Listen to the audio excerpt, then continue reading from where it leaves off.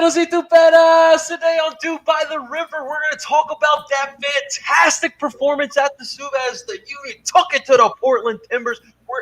We have a 2-week break, so what else are we going to talk about? We're going to talk about the beginning part of the Union season. We're also going obviously, I'm wearing a different jersey. I don't know what to do with myself. I feel weird. We're going to talk about some of the international games that we have this weekend. And don't you dare go anywhere because you do not want to miss this episode of DOOP By The River. And let's get this started, guys. And done it!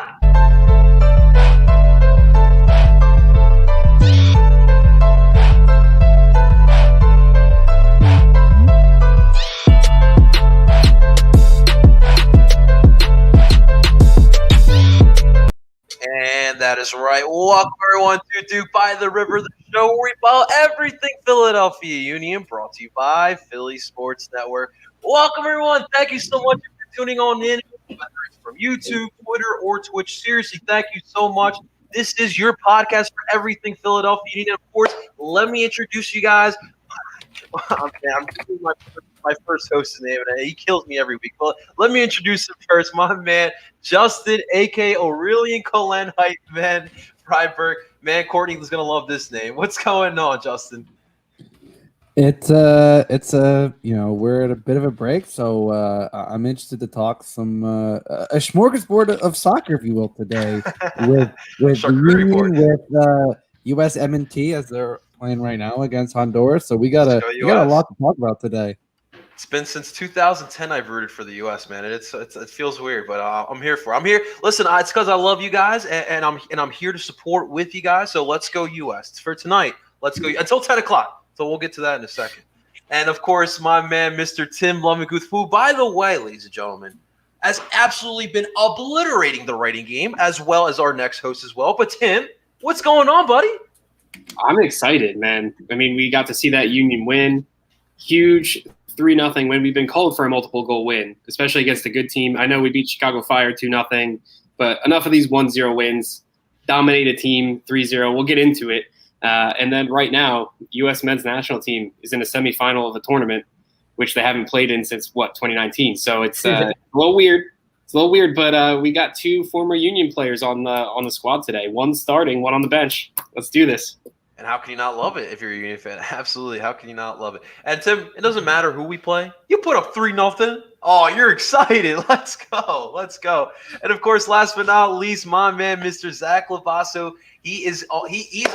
I guess, with Zach, he's like our homegrown. And he's up here, and he's playing like Brendan Aronson right now. Zach, what's going on, man? Hey, man, I'm just hanging out. Uh-oh. Oh, my God. Little trouble? Oh, my God. Oh, no. Oh, we got up real quick. Gio Reyna. Oh, my God. Holy crap. I love this. It feels like hockey. CONCACAF going to CONCACAF. Oh, no. That was it. Albert Belize. Better be a yellow for diving there. Yeah, you really don't want to get in the face of John Brooks, man.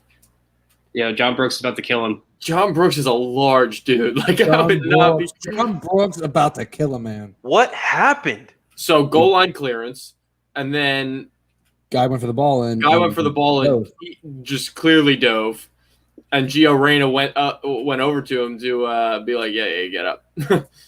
Oh my God! Here we go. Here's a play. Paraphrasing, but yes, I'm sure cleaner words were said. So for our lovely people who listen to this podcast, we are in fact recording during the USA Honduras semifinal in the Nations League, which will definitely make it more interesting. Yeah. So if you're listening to this and you have no idea what's happening, welcome.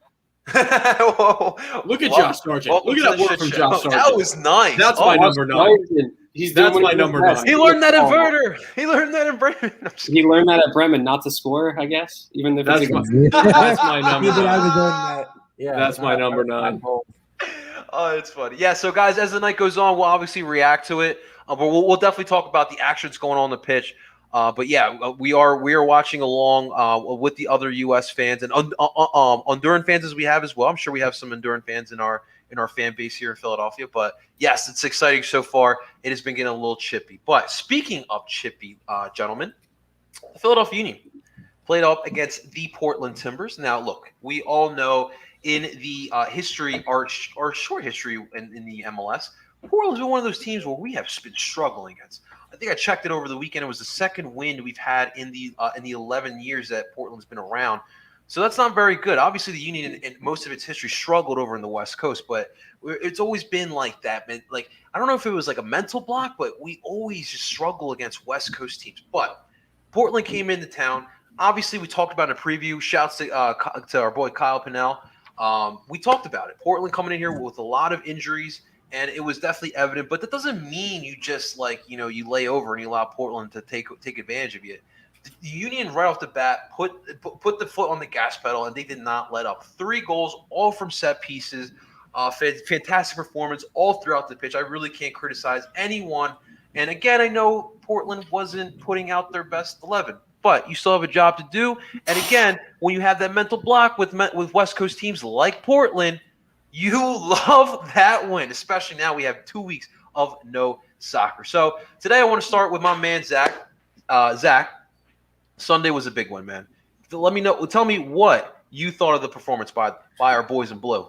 I mean, yeah, it was very impressive, and in my most recent article, we talked about what was it, 5 things or 7 things or something 5 things that we learned from the Union's first 7 games, and one of them is that they just needed to score more goals, and they were definitely the size advantage that they had over Portland was definitely something that clearly they talked about during the week and tried to take advantage of, and it worked. 3 goals on set pieces.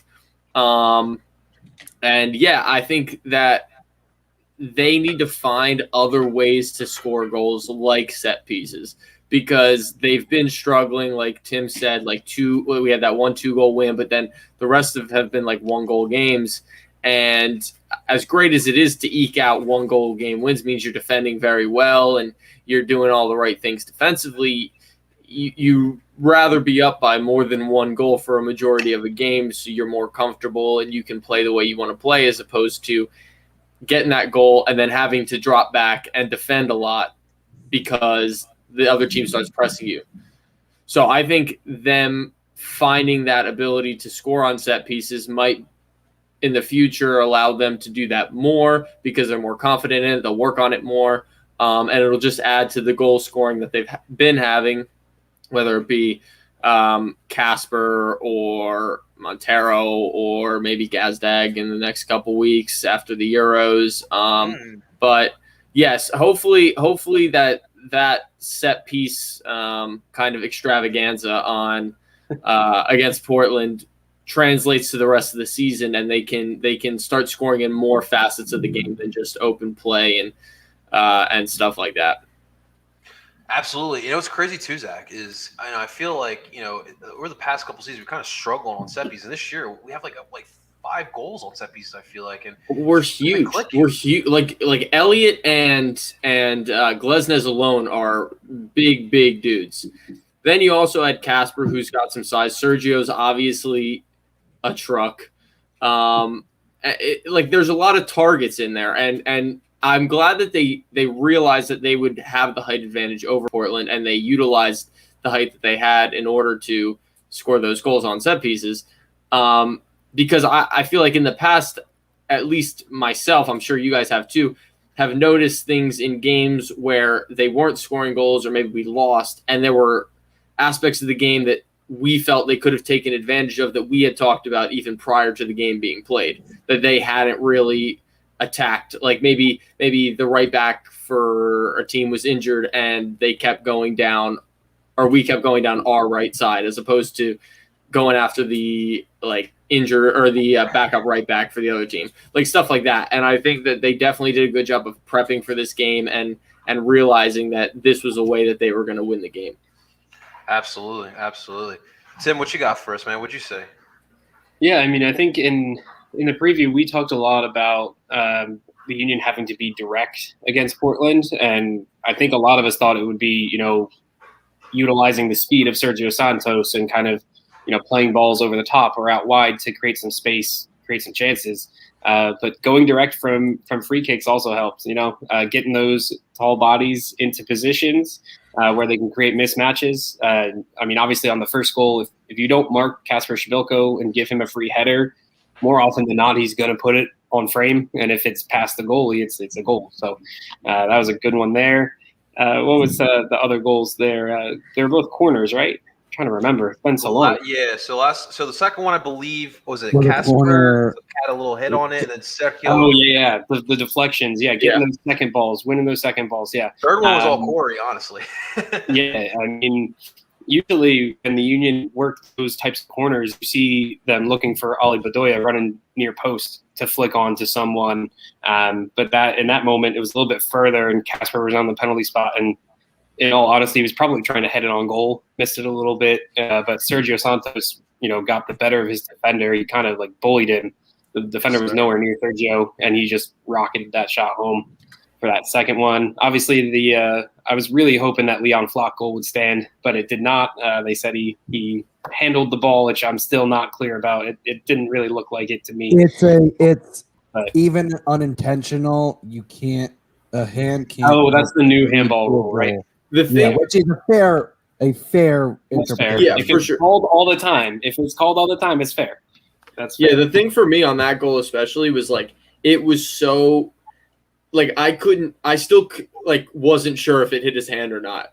Like I Right. wasn't sure if it like had hit like this part of his body here or if Yeah. it had hit the arm. And it was like so inconclusive that I was like I could see them like actually giving this as a goal. They obviously they thought it was a handball, which like very well could have been.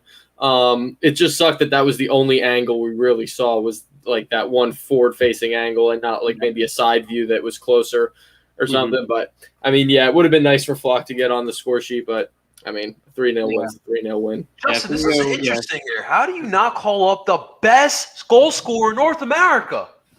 I mean, when the other striker is Robert Lewandowski, Ooh! No, I'm kidding. it's kind of That is a tough one. That is certainly a tough nut to crack.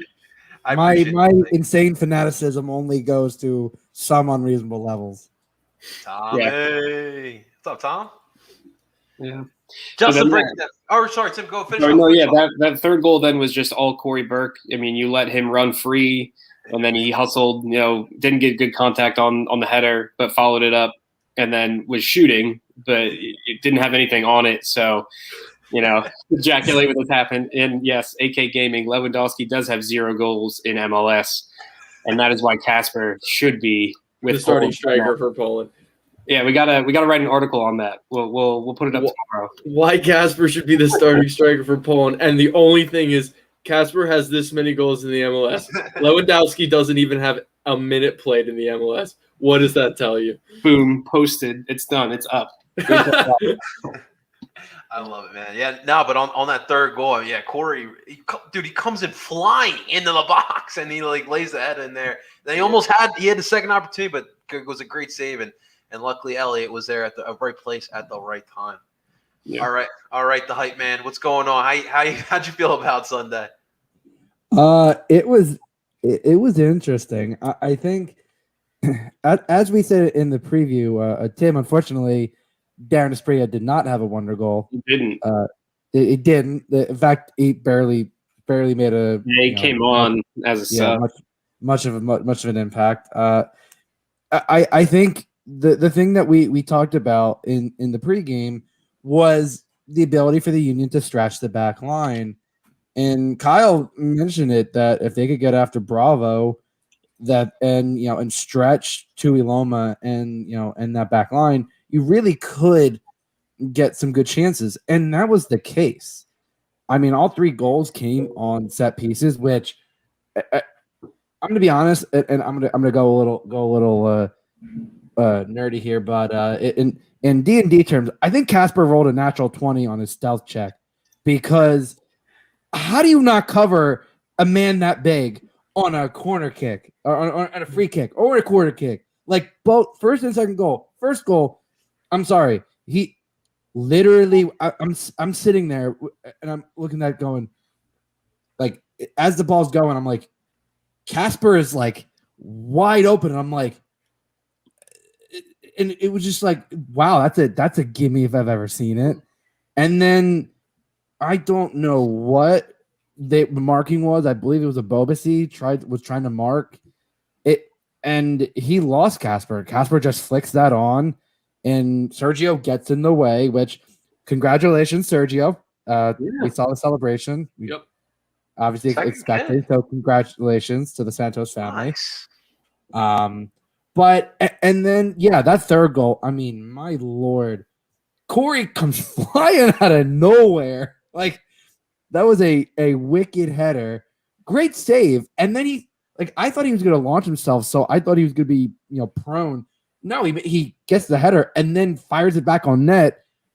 And I think Jack was there to make sure that ball went in because the defender was right there. So I think that was made sense. But they had plenty of other chances. Don't get me wrong. And I think, Portland did what they could, although I gotta say, Diego Valeri, my lord, I respect the man, but he was complaining a lot. Like, it was a bit much. I'm just gonna say, I respect the man, but it was se juega en Argentina. It's that, and then also the fact that his team is a bunch of guys thrown together. It's the last game before a longer break, and they're on the road after 2 wins that they had no business getting. So he was he was probably hoping for a dirtier, clunkier type of game where he could get under the ref's skin and start to get some more chances for his team that way. But honestly, that game was exactly what the Union needed right before the break. Yes. I mean, I think you really could not have scripted that any better with, again, set pieces being the thing that the Union have kind of struggled on over the years. And I think it's good to see them. I mean, you have all that size. And again, I know I joke about Casper being the best striker in CONCACAF, but right now he's probably one of the most informed strikers right now, going back the last, month? I mean, basically, I think CCL kind of helped get him really going. And I think you started to see him put in the league goals. He was putting in the goals in CONCACAF. I just think it felt like once he opened the MLS, floodgates, it felt like he would start to, and he's been playing really well. And that's what I love about him is he's not afraid to attack the ball. And that was the biggest thing on those set pieces was he was attacking that ball. I mean, again, on an open header, he looks and sees that, the goalie, all he has to do is just kind of put a little on it and float it. And he got a piece of it. And then another one, he literally just flicks it on.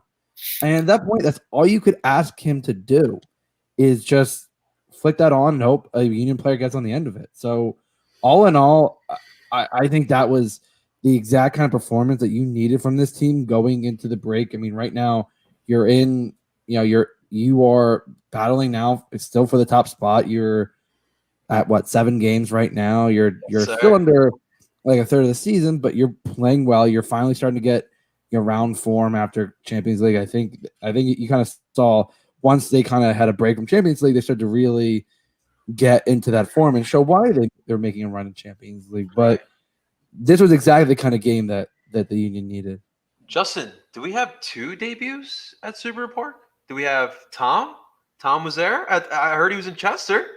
Tommy was there. He was at the Suns tailgate with us. Yes, he was. Oh man, I wish I was there, man. I hope he's as nice as he is in person as he is on social media, man. Because he is. Oh, he is an absolutely nice dude. We don't deserve we've interacted so much, on these Zoom calls over the past year, but in person, Tommy. Honest was exactly the one of the nicest people that I've genuinely had. Heart of blue and gold, Justin. Heart of blue and gold. I mean, exactly. And baby Aronson, Paxton saw the pitch. Yeah, that was a fun moment. I know. Bullying works, man. Yeah.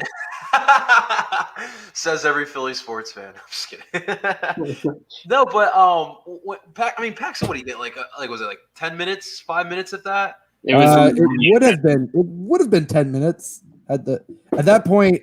It was at least 5 minutes in game time where he didn't come in, and Yeah, I was part of it. We were screaming from the river end. He Just came kick on- the ball out. he came on in the 89th minute. Yep. He came in for Leon Fleck. Mhm. But 10 minutes or 11 minutes, whatever we want to call it. But regardless, it's cool seeing him out there. Like, he's been so hyped up from everyone, and just being able to see Paxton out there, it's like, man, what it could happen. Right back at you, Tom. The movement off the ball for him is the same. He has that sort of like that Brendan Aronson arm that I want to call it, where he like throws it up, where he's like trying to like get positioning on people. Don't get me excited, Tim. Don't get me excited. He looks exactly. I mean, he looks like him, but we didn't get to see him on the ball too much. He had like one opportunity where he was kind of dancing on the ball around the 18, and he kind of dribbled into a defender. He probably could have made a better pass, but it's his debut. He wanted to try something, so. Very nice, very nice. Yes. So you didn't get a big 3 points before the break here, and so we're gonna have 2 weeks of no soccer. I know we'll have soccer, but it won't be Union soccer. Yeah. But when we get back to it, we'll be back on June 20th, and ladies and gentlemen, don't look now, but we got to face off against Atlanta again. We're gonna have to go down to the Bends. We know they don't really like us down there, so I'm really Johnny, I couldn't imagine why. And after what the Sixers are about to do to the Hawks, they really are not going to like us. But that is very true. Yes, that's another story here. But guys, I kind of wanted to, because obviously we have time to kind of like evaluate this team where it's at right now.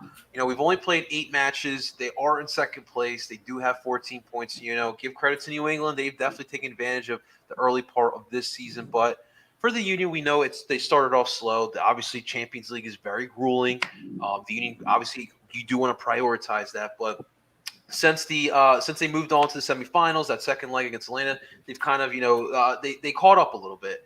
And they made some points. Tim alluded to the goal scoring that they did, like 3 goals that we haven't seen it this year. This year, goals haven't really come at a premium. There was a lot of 1 goals. I think we had 1-2 goal, like Tim said. At one point, we had 6 goals in 7 matches. Like, that's really, we're not accustomed to that with today's Union soccer. Maybe back in 2014, but not this Union soccer team. But this is still, to me, as I predicted, I said the Union would be around 3rd or 4th in the East. It's still a really good team here. And just the way this team is built, it has depth. The forward position, I still want to see more. I've seen good stuff from Casper. Sergio's been a little quieter than what I saw last year, but that's okay. He's also had to deal with injury. And Corey, we have Corey for a full season, so hopefully for a full season, knock on wood, barring any injuries, right? But this is going to be a tough Eastern Conference. Orlando City's still good. NYCFC, they've caught up. Don't look now. Yes, they have caught up. Now they're in 4th place. Nashville, Columbus are still really tough. Don't count out Atlanta. So it's definitely going to be still tough. sucks. Yeah. That we do know. That we do know. Justin, I'll let you start off with this one, man. Kind of just tell me what your thoughts on the Union in the first part of the season up until this international break. What have you seen from them? What have you liked?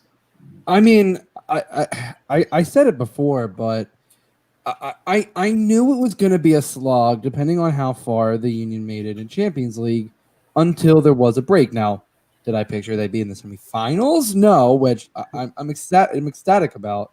But I knew it was going to be a slog to start the season, and it was. It wasn't pretty by any stretch of the imagination, but it never felt like the Union were out of it. It was just kind of crappy luck, considering how well they were doing in Champions League. And yeah, the offense has been a little slow for a couple of games. The defense has been one thing I have not been worried about. The defense has played great. I mean, Jack and Glasnes is actually a better combo than most people would have given them credit for, because Glasnes is that enforcer center back. He's the guy that's going to generate a lot of the team fouls, a lot of the standing the guys up, challenging, making it physical presence, while Jack is definitely more concerned with playing that Mark McKenzie role of making the creating great chances from great passes, and also cleaning up a lot of the stuff from the back line. And I think that's what Jack does well, is he can really bring that ball up, and he has pretty good passing range. And then when you have Kai and Olivier playing the way they are up down the wings, you kind of have to keep teams on it. And so the defense has been great. The midfield, I mean, at this point, you have so many options, but having Leon, which and I'll say the signing of the offseason, Leon Flack has been indispensable to this team by far, and a potential candidate for the Gold Cup roster, according to Jim. And El Brujo also getting a Venezuelan national team call up, playing other than the red card. Tonight. Yeah, other than the red card. Oh wait, they actually allowed him on the field. I know it's. He got into their friendly. I think for about 15 minutes or so. I thought I saw it. I mean, other than the red card, I think he's had obviously a good season. I think, but Ali is Ali. I mean, I think with all the options you have now, you don't have to worry about he can just kind of do what he does best, but which is really bring that ball up the field and do those 1-2s with Olivier and the strikers and kind of be that late run around the box, which is what he excels at. Is being that number 8 or being that shuttler and kind of just creating havoc with that late run. And now, I mean, you've had kind of a rotation with your number 10. I mean, Jamiro and Fontana have kind of flip-flopped. Obviously, with Gazday coming in, I do wonder if that moves Jamiro to the bench. I think, unfortunately, it does. But you have not really had to worry about the midfield. Now, the offense, obviously, with your forwards, Casper was going in CCL. He's finally getting going in the league, which is great. And what I said that I knew it was a matter of time before he would hit the ground running in the league, and he really has started to. Sergio's had those injury problems, but his main thing is creating that havoc on the back line, and getting the goals is the added benefit. But he really is there just to stretch that back line and create all sorts of havoc. And yeah, having Corey for a full season is great because having him as that another other option. Him and Sergio kind of play similarly, except he does have a little more Casper tendencies where he does like to drop back, but he can also stretch the field, and it's it's genuinely wild. And I'm sorry, I'm distracted by. I said this pregame. Oguchi and Yehu has hair. Yeah, that is really distracting me because I've not seen that man with hair in a very, very long time. It's 3 former Union players doing some TV stuff now. Yeah, exactly. So I think it's definitely interesting and goes to show that the way this team is, that it was a matter of time before they really would get going. And I think overall, this is exactly what this team needed, was just to be able to get the pieces together and start to set things up and really start to gel. And again, the defense was going to be there the whole time. It's just obviously getting the offense going. And I really do hope that this Portland game was a start of something better with this offense. I'm just sorry. John. They're like, I don't know why you would want to test John Brooks. I'm sorry. I'm just like, not a man I'd want to mess with. I know, and like Honduras is like asking for, and John Brooks is just like, all right. I'm just gonna stand here, and you're gonna fall down. Like, I don't know what. I honestly love though that it's Oguchi Onyewu who's talking about John Brooks. It's kind of that passing of the torch, right now for USA center backs, and I'm all here for that. This is our childhood. Like, there he is, Clint, and the stare down. That is what Gucci's. Oh, Jared Borghetti. Oh my god! I remember that, man. That's what I grew up. Wait, you said you thought he didn't have hair? Oh man, no, it's been a long time since he. Gotcha. Yeah, trust me, I remember those. I mean, that stare down was what I remember as a kid. When Gooch was on the Union, he didn't have hair, so he did not. He was a bald. He didn't have hair for a while. Like I said, it had been a while. What about when he was on Milan? I think that's why he started shaving. He started shaving it for a bit. Yeah. Okay. All right. Tim, let me hear what your thoughts are on the Union. Yeah. Part one. part one, I want to talk more about the midfield, and props to MLS for putting this up. But they put out an article on all of the MLS teams of like something to kind of take away at this little break here. And their one thing that they put there for the Union was that they had 162 tackles attempted by their midfielders, by their central midfielders. So wow. And then like that's that in and of its own is crazy. Like the midfield is helping out on defense, and for me before the season, the midfield was the biggest question mark. Losing Brendan, we knew the attack would be a little bit different, but at that same time, you needed someone to kind of come in and secure the shuttler position, and who's it going to be? Like who's going to get in there and really take that spot? And it's been Leon Flock. And he's even stepped in at the 6th, and he's been fantastic. MLS Gone Wild on Twitter broke down some of those tackle stats a little bit deeper, and the Union have 75 successful tackles and 180 ball recoveries from their midfielders. That is wild. That's crazy. Like Flock is leading the way with some of that, along with Jamiro and Bedoya, and then El Brujo is actually kind of last on that list in terms of successful tackles and recoveries. Because they're all fouls. That's because they're all fouls. Honestly, he's lagging behind kind of significantly when you look at the number breakdowns. It's kind of bad, and that kind of leads me to looking at the future. We have Daniel Gazdag coming in. He is the 10. You have Jamiro Montero, who is better as an 8. You have Leon Flock, who has shown he's a very good defensive midfielder. This is what I like to hear, Tim. This is what I like to hear, Tim. To me, that means that El Brujo is going to be, might not start right away, or he might not be a 90-minute player, as we saw Jim took him off in some games when he was making some crazy tackles, especially after the red card against NYC. So if he doesn't kind of get more disciplined and start winning his tackles, start recovering better, Leon Flock is proving he can play that position as well as, if not better, than El Brujo played last year. So it's going to be a competition, I think, more at the 6 than it is in a shuttler midfield spot as 8s, because Gazdag's coming in, and when he does, he's that 10. So one of these 4 midfielders who have been playing out of their minds good for the Union this year, especially defensively, is going to have to drop out. So, it's a lot of questions to be asked of Jim Curtin and the coaching staff here moving forward, but that's my one takeaway is that this midfield has been flying. It was my biggest question before the season. They played well enough to get the Union to 2nd place 8 games in. I know it's only 8 games in, but when you have a break this early in the season, it's really important to be up and high in those standings, especially now you're going to have 3 weeks to recover, or if you're international duty, you're out playing with your national team. So it's a good start for the Union for sure.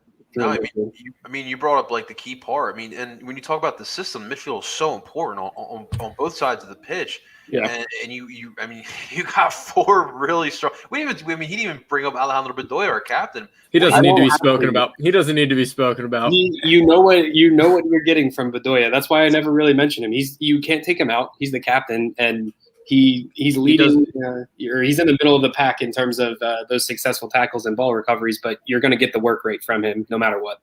Between both your shuttlers and that 6, that tenacity and keeping that midfield tight and making it a living hell for the opposing team. And of course, I'm excited for Gazdag. When he gets back from Euros and he gets comfortable and he gets in his place, I'm so excited what he can give us.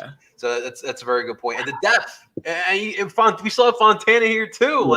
Depth is very important. It's absolutely wild. Zach, what did you take away from the first part of this season? So I'm looking at my my article right now that I posted. And it's funny, the second thing I wrote about was how good Flock's been and that Martinez doesn't need to play as often. And that was before I even knew about these tackle stats. So I feel a little vindicated in my claim. I wrote about Gazdag and how he'll fit in, and I think Tim's right. He'll play that 10, I think, and it'll move Montero back and Flock back one. But I could also see him playing up top as like a false 9 type thing. I could definitely see Jim trying something out like that. I I don't know if it'll be permanent. We'll see how it goes. We'll see how often that happens. But he's shown in Hungary that he's very capable of scoring goals and assisting. He had 26 goal contributions in 35 games last year. Yes, please. Which is unbelievable. It's something that we haven't had in Philly for a long time.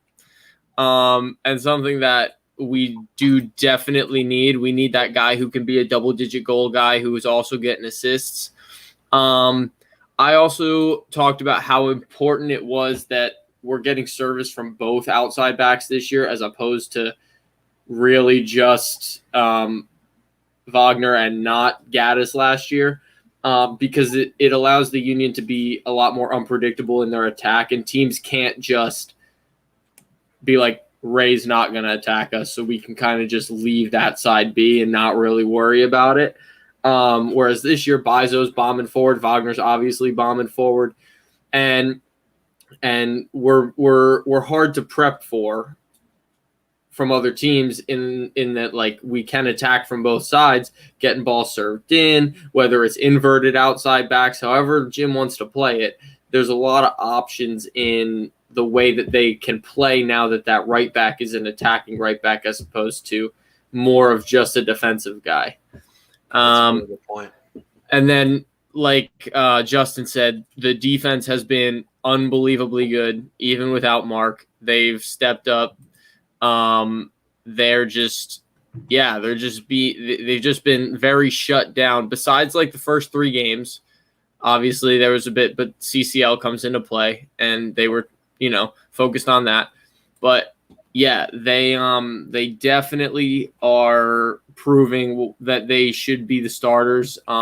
Hopefully injury free for the majority of the season. They've been good with it so far, but if something happens, we still also have Stuart Finley on the bench, which is a great center back to have, a guy who's played in Europa League qualifiers before, a guy who has experience, and a guy who brings a little more pace to the back line in the center of it than the other 2 guys. So it would be a different dynamic with him in there.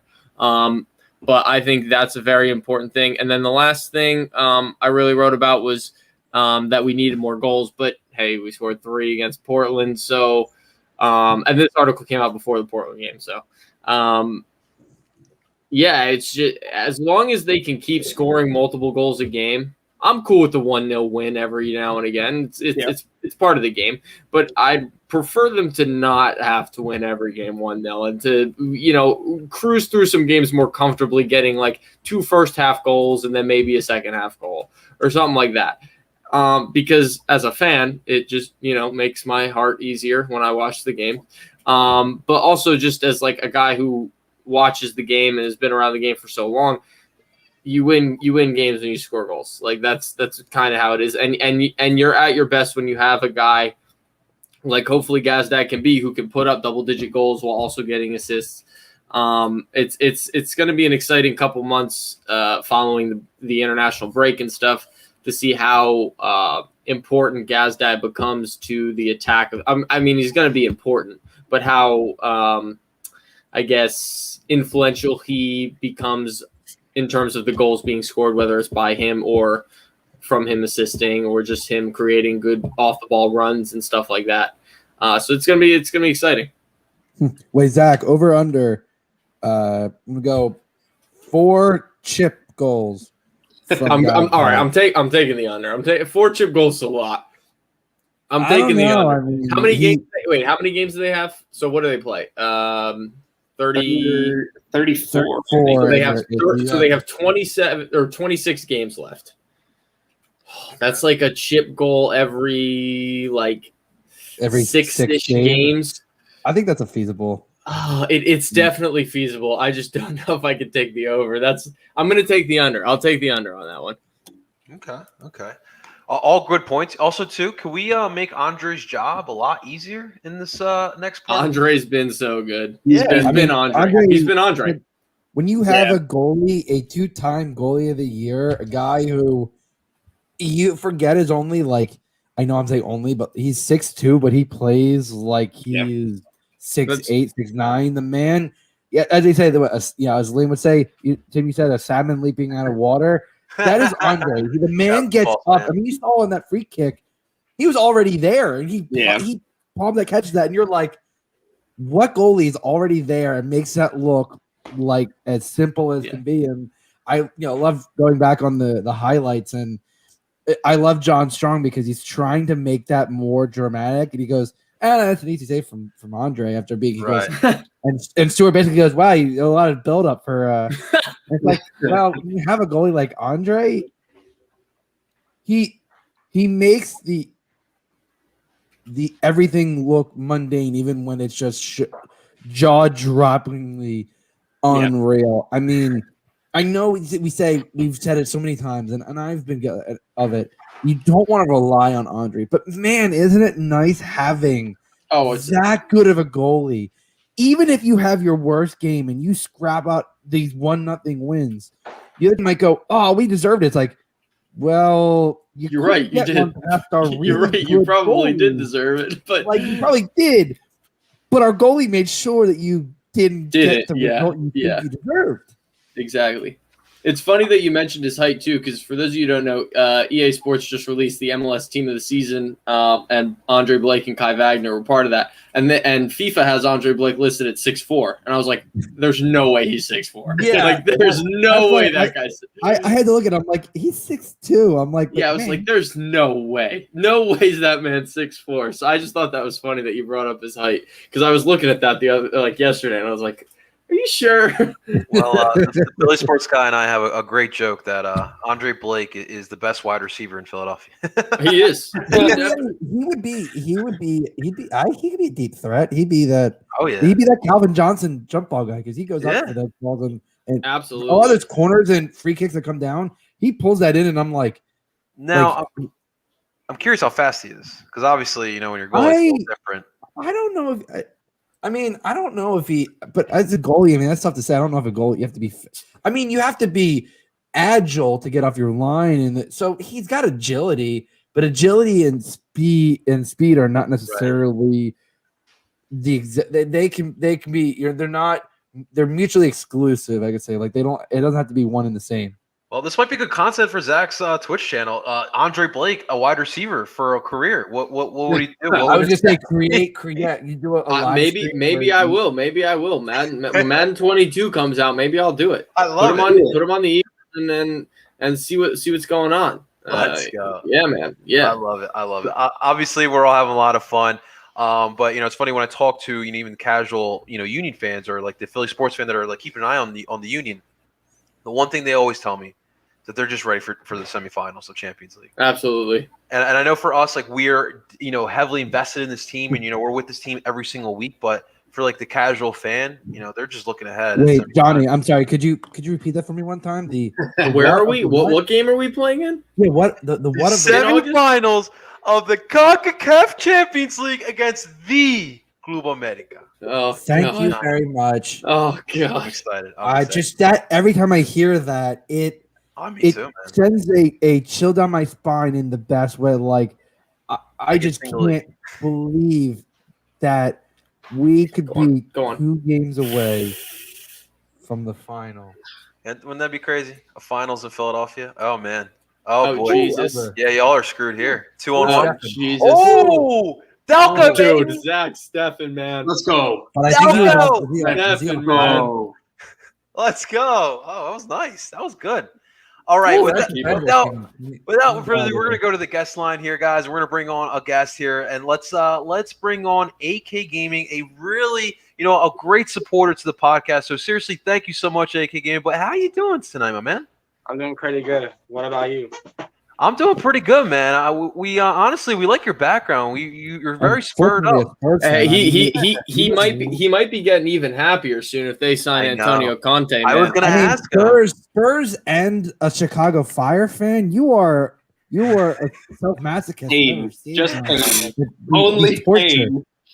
Only pain. I mean, God, that sets you up in life. If you can deal with that kind of pain. Well, AK Game, I guess we got to start off.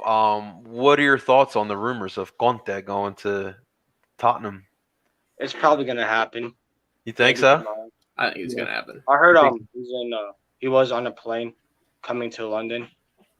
So It might be confirmed soon. So one of you guys, what happened probably, at I mean, Inter? Why did he? They didn't want him to spend. They wouldn't let him spend money. They basically, because they're that's one of the reasons why they wanted to join the Super League was they were in some financial straits. So yeah. like because the ownership group owns like one of the teams. I think they own one of the Chinese Super League teams. They own actually went defunct. I like this. Literally right after they won the league, which was a unfortunate thing. But yeah, no, they needed money, and Conte was like, "They just won the league. I want more money to spend." He's like, I want to go try and win a Champions League now, and they're like, yeah, no. And he was like, okay, I'm out.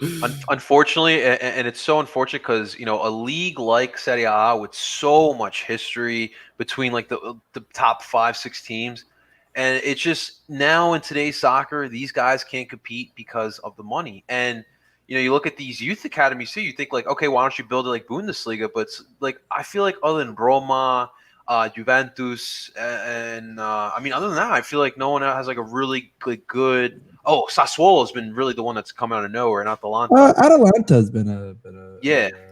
perennial. But Yeah, other than with that, Papu Gomez before he went to Sevilla, but yeah, Papu was fantastic. Yes, sir. But it's tough out there. You guys know me. I'm a big Napoli fan, and Aurelio De Laurentiis, he doesn't want to spend money either, and Yeah. it's a tough reality there. But I guess for AK, you're winning there, man, getting Conte. Wait, did you say something about our ownership? Yeah, of course. Daniel Levy is not the most ideal owner. Yeah. I was gonna say yeah. Now, do you think that so Kane obviously said that he kind of wants to leave. Do you Wants to think win a trophy? he wants to win a trophy? First. So that pretty much means if he wants to guarantee a trophy, he's either going to Madrid or he's going to City. No, One of the two. He said he wants to stay in the Premier League. So All right, he's going to City then. That narrows it. I don't know. I could see Chelsea. Now, do you think Conte gets Lukaku to come over with him to Spurs if he goes to Spurs, if Kane leaves? Because I think Lukaku and Son up top in like a 5-3-2 or a 3-5-2, however you want to play it, would be absolutely outrageous. Yeah, I think Conte brought the three in the back to the Prem. He was like the first one to do it. Yeah, with Chelsea. Yeah. So it'll be kind of weird because we have Doherty and he's pretty trash. He's not the best. No, he's not the best. I think him going to Spurs was the not honesty. the best move for him. I like the brutal honesty there. And Aurier is also not great. Aurier is, as I joked with Kyle last week, he is literally good for one horrible reckless challenge in the box at least every other game. But is he good attacking though? Not as I would think. He's not as good at attacking as he is bad at defending, so it doesn't really equal out. Oh man, look at Mark imposing on the Elise. I'm sorry, that was. Let's go, Mark. Remember me? Oh my God, Mark taking Alberta to. Hey, that was nice. That gave me PTSD. That gave me PTSD right there. I'm not gonna lie. That gave me PTSD of when Mark defended me back in the day, and I did not like it. Yeah, show what Philly tough means. Yeah, I didn't enjoy playing against that man. Yeah, Aurier's probably gonna leave to like PSG because PSG or Real Madrid. Because they're both offering. Why on earth would Real want him? Yeah, I know. I mean, they want anybody at this point. Yeah. They had Hakimi and they let him go for some weird reason. Then Conte turned him into the best right wing back in the world. Mm-hmm. Well, no, he signed with he was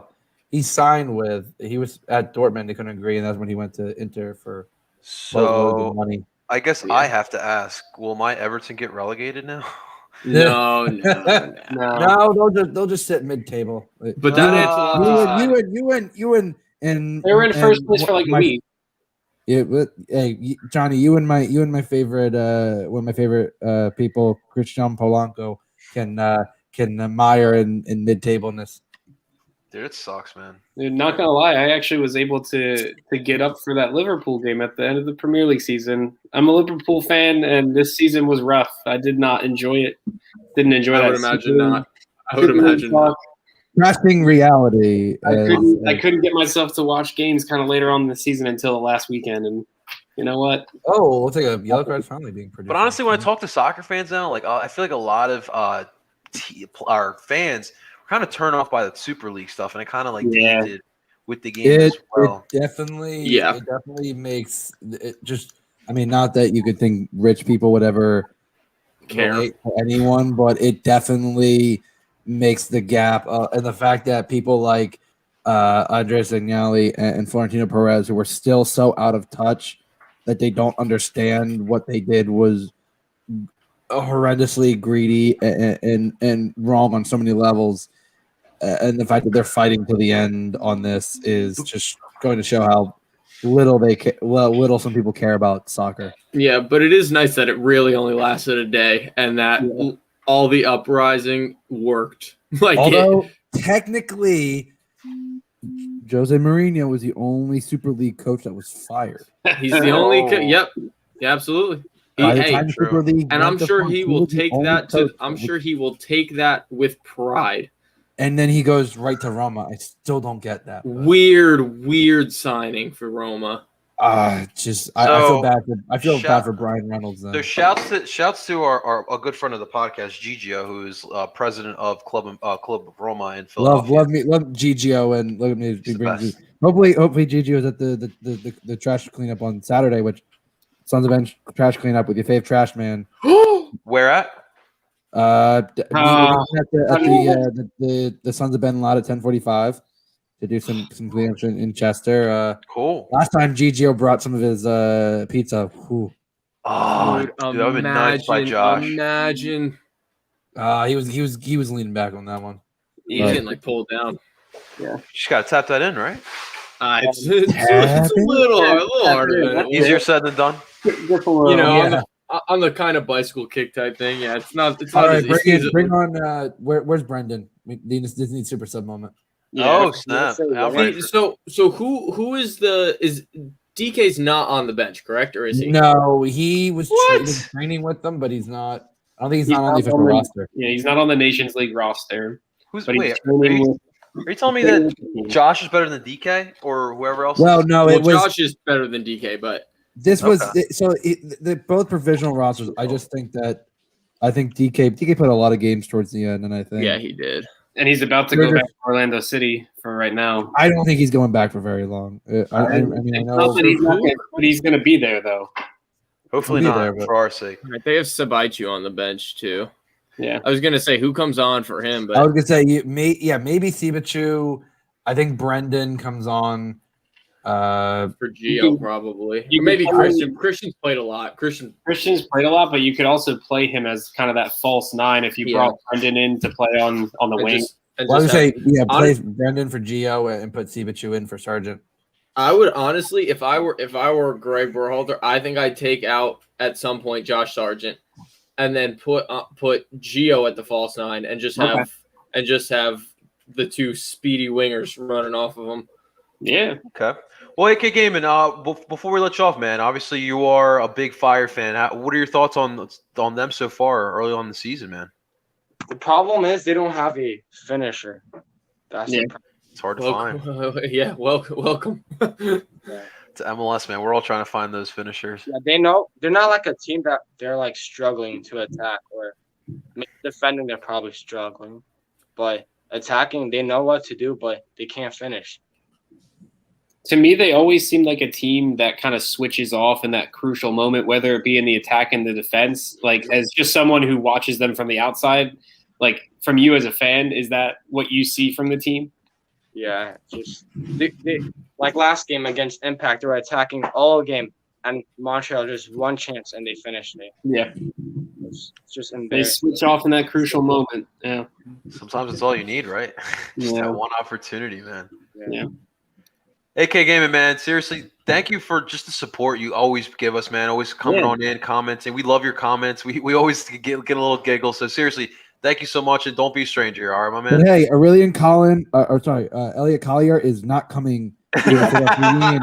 The amount of times you want to pass that play him off, He's I've auctioning seen him off. enough of him over the league. You know who pays a lot of money for players that they don't need? FC Cincinnati. So go find a Cincinnati Yeah, I fan was just saying, just and have just them push. throw Just push $5, him. $6 million at him. Yeah, Yeah. the weird part about Collier is he's an international player. He plays for New Zealand. Oh man, I that's don't rough. know. That's a valuable spot on the roster. Yeah, you can ask Ernst Tanner. Yeah. Yeah. All right, AK Gaming. Seriously, thank you so much. We'll talk soon. All right, my man. All right. See ya. Thank you. See ya. Awesome stuff. I'm gonna claim now. Dest is my favorite player on the team, and I think he rivals Pulisic as the best player on the team. I mean, definitely one of the players with the most swagger. I'll He tell you is that much. so A outside back classic, should dude. literally not have that much swagger. He elasticos way too much for an outside back. Oh, go on. Oh, what a tackle! Damn. All right, work Absolutely Josh. crazy. Work Josh. Corner. Throw it. Damn. Man. I can't take pens. If this goes to pens, I'll cry. Just so Oh, you I guys know. forgot because it's a semifinal. Like it actually goes to that. If this goes to pens, I will like I I'm can't not- handle it. I'm I not was ready. nervous. I was nervous for Europa League. I didn't care who won. Yeah. If this game, there's no. Oh God, no! I can't even think about it. AK Gaming, you don't say this. You don't say these words. They're Got not it. gonna Don't- bottle it, man. Don't bring that bad juju. They're No. not gonna bottle it. This Don't is that worry. next wave. They need to figure it out right here in this next I'm just- 30 minutes. And it's Figure just. it out. I think it's just gonna come down like I think in the World Cup, they're gonna underachieve. I think they're gonna get out of the group, but I don't think they're gonna make it to quarterfinal, which I think would be a good showing for them. Yeah. And I think it's Greg. Greg's not the guy to like bring this team trophies. I think they need to find that guy who's gonna bring the team trophies. And I don't know when that's gonna happen, but It's Jim Curtin. it could be. It's It Jim could be. Curtin. That would be amazing. It's Jim Curtin. Jimmy. I would love it. Oh man, do you imagine the pressing styles that they would have on this field right now? They've been doing Would it. they play that? Would to they their play credit. that? To their credit, the U.S. has shown a few instances of actually pressing high against this Honduras team that really likes to sit back and counter through Elise. So Are we not they're already gonna kind of get doing. though? Oh man, that's my fever dream is Jim Curtin coaching the U.S. men's national team and imposing that high press system that he's running right now. I had Why the hell not, a pipe dream of Pep being done with club soccer and being like, this team's super talented. Let me go, Yeah, let's see what we but can do. the difference with like good club coaches and good, international coaches is that like you can't just be like, oh, I want to buy that guy That's very Yeah. true. who plays for Portugal. Like, Yeah. like that's not how it works with Hey, man. international soccer. They'll find a way. Pep will find a way. Pep will be like, no. He was in the U.S. for 4 weeks when he was 8. That makes him American. He Which can play for us. literally that is how Yunus Oh. Musa is a U.S. eligible player because he was born in the United States. Not from here, never spent much time here. Because he was born in New York City, he is a U.S. eligible player. Yep. Who's this? You're saying? Yunus Musa. Oh, okay. Got you. He should come on too. Speaking of, He'll come on for legit. yeah, I was gonna say, yeah, that's Legit. He All needs right, a- so- so a guy. I think he's not. I was gonna say, is he too legit to quit? you had to find a way, didn't you? I You had to. I find a had way to. say this. Yeah, had to do it. Had to do it. And but all right, guys. Listen. I said how many puns could I go through? It's at least 2 or 3 at the moment. If you guys are just tuning in, Justin's dad joke meter is going a little too high right now. So It's over You 9,000. need to simmer down, Justin. All right. Yeah. Nope. Never gonna happen. Zach, if you're gonna do that, you don't know my role on this podcast.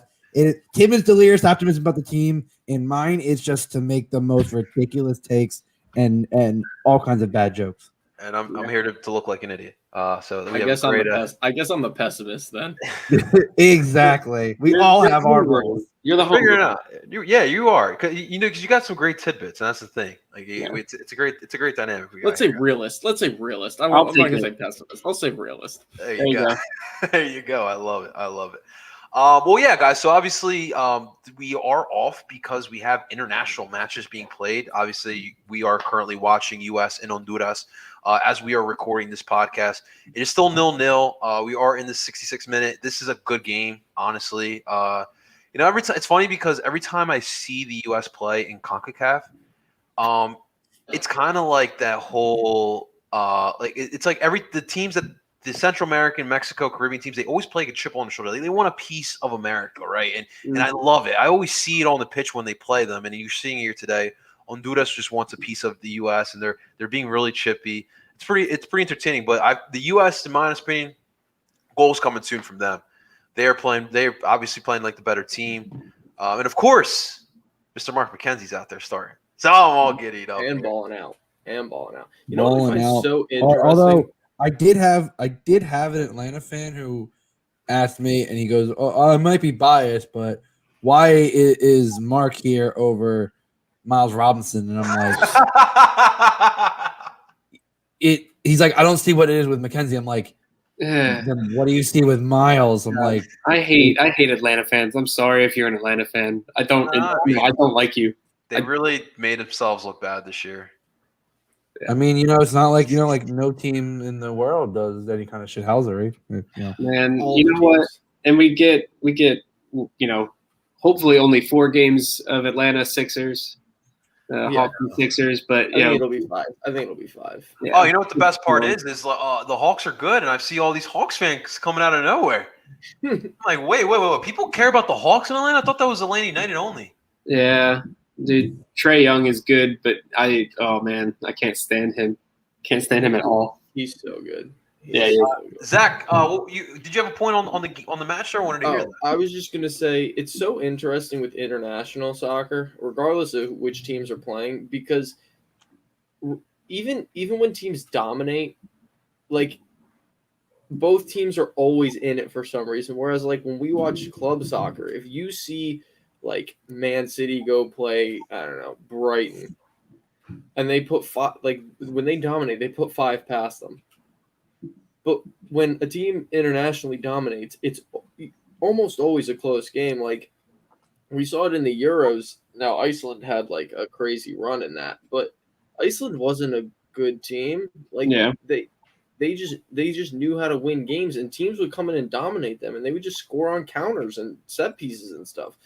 So it's a very different dynamic from what we get with club soccer. It's very interesting. What kind of free kick was that? A bad one, Justin. A bad one. Someone go press him. Go out to him. Yeah, for real. So obviously I don't watch a lot of U.S. soccer, but do these guys usually have a problem in the final third? I mean, I think Honduras is definitely stacking people behind the ball and counterattacking. Okay. So I don't think you have the creativity, just not there's not a lot of 1-2. It's a lot of individual stuff, which kind of frustrates me that there's not a lot of more combination play. I also don't see Christian getting super involved up the field. Like he's dropping in to get the ball, but he's not really. Go on, drive. Gio, as we speak. Gio's getting banged up. Gio is getting beat up. He's getting in the CONCACAF. He hasn't played many games in CONCACAF. Right. Are you guys okay? He's not playing Gold Cup, right? Is that what I heard? Probably not. Oh, dude. The Gold Cup is weird where it's close to get it's close. I think it overlaps. It's going to be mainly an MLS squad because of the season. Oh my God, Weston! Damn, he was there. So I love Weston, Leon Flack. by the way. I love Weston. He is so underrated, and he's everywhere always. Like he was one of UVA's best players this year. Mm-hmm. Yeah, he was actually. I remember when that transfer happened, and I was like, I don't know if he's gonna really ever play there. Dude, and he's a starter. He's scoring huge goals. Cristiano Ronaldo is running over him. He's scoring scissor kicks against freaking Barcelona. He's dancing salsa choque with Juan Cuadrado. Oh man, that was fun to watch. I love that one. That was great. Dude, he is such a baller. It's great, man. But for the U.S. attack, I would say that in the last few years now that we've got to see this kind of new wave, kind of after Josie Altidore really took a step back. Not by his choice, though. No, I mean, not by his Well, you can't say healthy. injury, all that fun stuff. But there has been an issue with who's the number 9, and it's been kind of lifted onto Josh Sargent's shoulders right now. Obviously, I don't think he's that number 9. But. Well, he's been kind of that next guy coming up. Like I saw him in that, either 2017 U17 World Cup where he scored all of the goals, and the U.S. went on a bit of a run as they do sometimes in those younger tournaments into the knockout rounds. Didn't get to the semis or anything like that, but he was scoring goals, and we're not really seeing that translate to this upper level yet, which is unfortunate because dude's a baller. Yeah, man. AK Gaming. For Euros, it's France, and I don't have to say anything else. There's no other teams. Well, we don't want to get too much into Euros. Well, guys, next week's episode, that's gonna be big Euro. Obviously, for us here, we're kind of invested in it. Daniel Gazdag in the Euro, so we'll definitely have a. Yes, we'll definitely have a big like preview and all that stuff. We'll get to Copa America in just 1 second. But the second time we see a stretcher for that's what I'm saying. Like, what's going on there? Trust me, I've already had Atlanta fans going as Philly out there, and I'm like, salty. Zach, it's your worst fears, though. It's your worst fears. They're trying to get to those penalties, man. I can't do it, man. I can't. Does anyone know? I probably should know this, but do you know if in Nations it goes right to penalties or if it does, extra time? I hope to God it goes to extra time first. Yeah, I can't stand penalties after 90 minutes because I'm like, but there still could be more time to score. Right. Definitely. Hey, Tom represent Ecuador. Man, they put a spanking on us, man. That's for sure. So obviously right now we have U.S. and Honduras. Tonight is another good one, as you have Mexico and Costa Rica. Always pretty entertaining matches, if I must say so myself. And of course, we got a little MLS in there with Tata Martin. I'm sure Costa Rica's going to put out some MLSers there as well. But yes, that should be guys. Mexico is going to take care of that, right? Costa Rica is dealing with some injuries. If I believe I saw right that Taylor Navas isn't with them right now. Really? I swear I saw that he was out for the game. I could be wrong, so don't quote me on that. But if he is, then it's going to be tough because he's special. So no, absolutely, man. He's probably the best goalie in CONCACAF, so for sure, man. It's definitely a big loss for them. Yeah. And then obviously today we had some CONMEBOL action. Earlier today we talked about it. Bolivia put the spanking on Jose Brujos Venezuela 3-1. Now a little context: Bolivia usually is like the carpet of CONMEBOL. They usually don't ever get out of last place. I don't know what to put it as. Like the Kings, or FC Cincinnati, I guess is the perfect example. They're usually like the doormat, so that's a bad result for Venezuela. Uruguay drew against Paraguay. We had right now it's currently being played. The second half just begun. Argentina is tied against Chile 1-1, and I think Tom just let us know that Messi scored on a PK. And then of course tonight, Colombia is going up against Peru. Colombia's in a tough spot. After the last World Cup qualifier break, they let go Carlos Queiroz, who only got 4 points in the beginning of the World Cup qualifier, so that was means of letting go. And now we have Ronaldo Rueda, who was a manager for Colombia back in the day, and he's back now, and he's going to try to get Colombia back into the World Cup qualifiers. And it's we've talked about it a little bit before, but it is a little tough to get excited for World Cup qualifiers as a Colombian American myself, with what's going on in our country, and of course our government kind of throwing aside what's been going on in our country and trying to prioritize soccer, which is kind of not the thing to do when you have citizens actually dying on the streets here. But honestly, I just wanted to say, as a Colombian American, I feel like tonight, we probably shouldn't be playing in this tournament, to be honest with you guys. But the fact of the matter is, we can't control it. we're going to play. And how many times in sports do we see sports actually kind of bringing people together and just bringing a smile on someone's face? So for tonight, guys, for me personally, I'm just going to enjoy it. I'm not going to expect too much. It's just good to see something positive with Colombia in general. So that's kind of just my thoughts on it. But it gets a Peru side who Ruud Diaz is probably going to start, and they're in a bad spot as well. They only have 1 point, so they're kind of. I was going to say, to be the optimist, yeah, I mean, at least on the field side of things, Colombia has got more points than Peru. So, and a win for Colombia gets them right up there around Uruguay, around Paraguay. So, and no James as well. That's another key one. That's a bit of a surprise. Yeah. Yeah, he's going to try to because obviously he had that nagging injury throughout the Prem. That calf injury, so he's going to try to get back to shape ready for Everton's new season in Colombia when they need him again. But the problem with Colombia right now, and that's why I envy the United States, is the United States is kind of in a better situation when it comes to their youth. Oh wow, there's a look, Brendan. We got a triple sub. Brendan, Reggie Cannon, and Jordan Sibachu, it looks like. He is huge. Yeah, he's a big dude. He is. Sibachu is a large man. Very large. Cannon on for Robinson, so that means that Dest is moving over. Oh, I'm excited. Let's go, Brendan. Sibachu is kind of a similar. So who's Brendan coming in for? Reyna, Gio. Sargent's out. Gio's got some bruises, man. Yeah.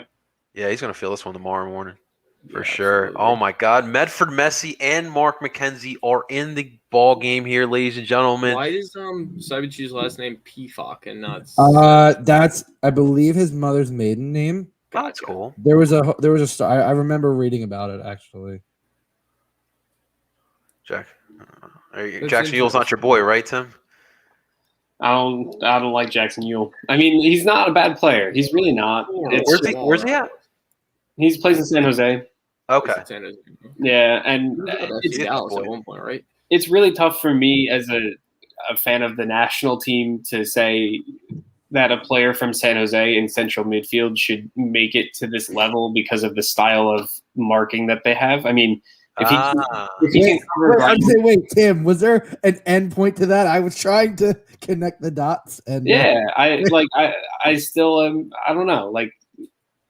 I haven't seen enough of it maybe in San Jose, but I feel like he just runs around and like it doesn't look like he commands the midfield from that deeper position the way that Tyler Adams would do it. So that's it for me. I know Adams is hurt, and that's why Yule's getting the start here. But yeah, absolutely here, absolutely. Do they get 5 subs or 3 subs? That's a great question. I don't know. I also tried to look at the I tried to look at the PK thing and I couldn't find anything. So, I mean, Nations League is brand new and it's CONCACAF, so who knows what's going to go on with this? I hope to Jesus it doesn't. Oh, are they playing in Chile? Okay. Wow, that definitely is an advantage for sure. It's like when right now U.S. and Honduras playing Denver, yeah. Yeah, man. And the US that's no joke, guys. By the way, that is no joke. The high elevation. Oh my God. And the U.S. had a good warm-up game against Switzerland. Yeah, they did. They played well. Why is the game pay-per-view? One goal was so unfortunate. AK Gaming, all the CONMEBOL games, all the South American World Cup qualifier games, Fubo now carries them all. So they're in charge of covering the whole qualifiers for South America. So I mean, if you want to try get that free trial for this month, definitely do it up. But for the time being, that's going to be on Fubo TV, and I'm sure Alexis and Christian are be doing stuff for that as well. So that should be a lot of freaking fun. The River Santa. Yes, this was honestly the last month has been an ugly scene in Colombia, but this was the worst. Obviously, soccer gets noticed worldwide as well, and I don't know if you guys saw this, but it was Libertadores, I believe. Santa Fe and River Plate, 2 big clubs in South America. Fans were throwing tear gas. Players literally running off the field, can't even see anything. It was, in my honest opinion, it should have gotten more of a spotlight, but it was uglier than River and Boca in the Libertadores finals in 2018. It was that bad. But Tom, thank you seriously for bringing that up, man. That was rough. Getting my Revs jersey, nice, man. See, this is what I'm talking about. YT Man, a big Boston fan, and we've been able to. You know what? If you're a Boston fan, it's fine. You know you got a soccer team as well. I'm looking at him now; he's getting a kit. That's what we like to hear on DOOP By Who The you River. getting on the back of the shirt? That's the question. That is the At question. this point, I would consider Carlos Why Ruiz. would you not bring that down? Yeah, That's Brendan, gonna be me tonight. Brendan with the brain fart right there. Brendan. And if you're gonna, I think he was trying to. He was trying to put it in the path of Sibachu, but He didn't get the push on it that he wanted to. no. Now I'm interested. I love it. I love it. AK Gaming 110%. Stay tuned for the day. Day we'll be recording.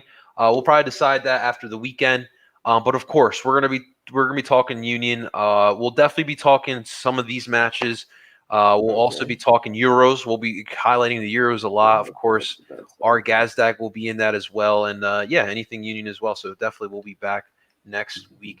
But ladies and gentlemen, that is it for another episode of DOOP By The River. The U.S. match is about to end as well. 0-0 still. 0-0. I'm sorry. We don't say 0-0 in soccer. 0-0 in this match here. It should end in an exciting way here. Ladies and gentlemen, please do not forget, every week when we do DOOP By The River, the video portions, what we're watching right now, will be on El Parcero Phillies YouTube channel. So make sure you like this and subscribe as well. And of course, if you do miss it, there's no problem. If you want to listen to it as well, there's no problem for that as well. Listen to it wherever you stream podcasts, Apple, Google, and Spotify. DOOP By The River. We are your Philly Sports Network Union podcast.